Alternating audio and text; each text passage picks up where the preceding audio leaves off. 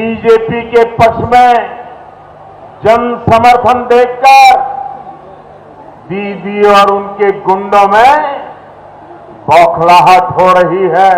CRPF আমার শত্রু নয়, কিন্তু হোম মিনিস্টারের কথায় যে চক্রান্ত চলছে আজকে প্রমাণ হয়ে গেছে যে আজকে 4 জনকে গুলি করে মেরে দিয়েছে সিআরপিএফ, যারা লাইনে দাঁড়িয়ে ছিল ভোটাররা।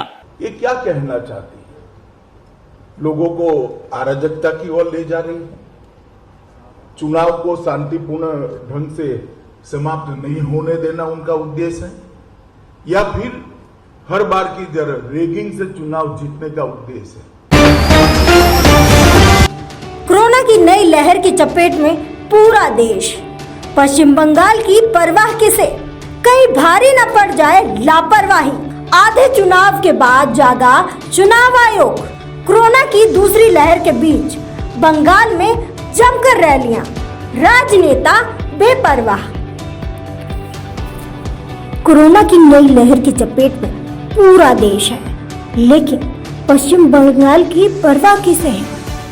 परवाह होने की बात तो दूर, यहाँ किसी को ये भी पता नहीं कि यहाँ कोरोना की कितने केस हैं या कितने नए मामले आ रहे हैं। और हालात तो ऐसे बिगड़ गए हैं कि पश्चिम बंगाल में पिछले 24 घंटों में 4,398 नए मामले आए हैं। अकेले कोलकाता में 459 केस सामने आए हैं। पूरे बंगाल में कोरोना एक्टिव केस 23,000 के पार पहुंच चुके हैं। लेकिन नेताओं को अपनी रैलियों के अलावा बाकी किसी चीज की परवाह कहाँ।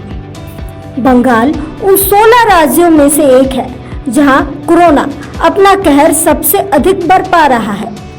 वहीं चुनावी रैलियों के बीच हर तरफ लापरवाही दिख रही है। बंगाल में जब से चुनाव हो रहे हैं तब से मरीजों की संख्या 300 से ज्यादा हो गई है।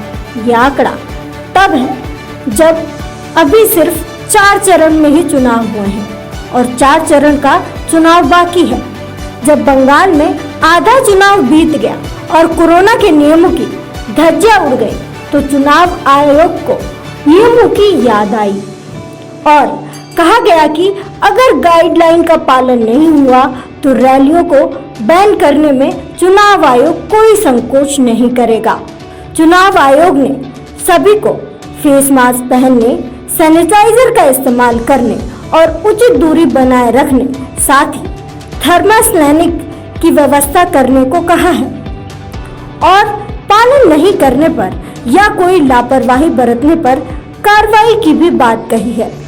चुनाव आयोग ने वही नियम याद दिलाए हैं जो चुनाव के ऐलान के वक्त तय किए गए थे, लेकिन जब राजनेताओं ने ये सब बातें तब नहीं मानी तो अब क्या मानेंगे, ये कहना बहुत मुश्किल है। सवाल ये है कि कोरोना की लहर के बीच ऐसी बेफिक्री बंगाल ही नहीं बल्कि पूरे देश को भारी पड़ेगी। और क्या ऐसी भीड़ कोरोना विस्फोट नहीं करेगी? बहरहाल देखना यह होगा कि चुनाव आयोग के दखल के बाद अब कोई सुधार आएगा या नहीं, ये एक बड़ा सवाल है। बीजेपी के पक्ष में जन समर्थन देखकर दीदी और उनके गुंडों में बौखलाहट हो रही है। সিআরপিএফ আমার শত্রু নয়, কিন্তু হোম মিনিস্টারের কথায় যে চক্রান্ত চলছে আজকে প্রমাণ হয়ে গেছে যে আজকে 4 জনকে গুলি করে মেরে দিয়েছে সিআরপিএফ, যারা লাইনে দাঁড়িয়ে ছিল ভোটাররা। ये क्या कहना चाहती है? लोगों को अराजकता की ओर ले जा रही है, चुनाव को शांतिपूर्ण ढंग से समाप्त नहीं होने देना उनका उद्देश्य है, या फिर हर बार की तरह रेगिंग से चुनाव जीतने का उद्देश्य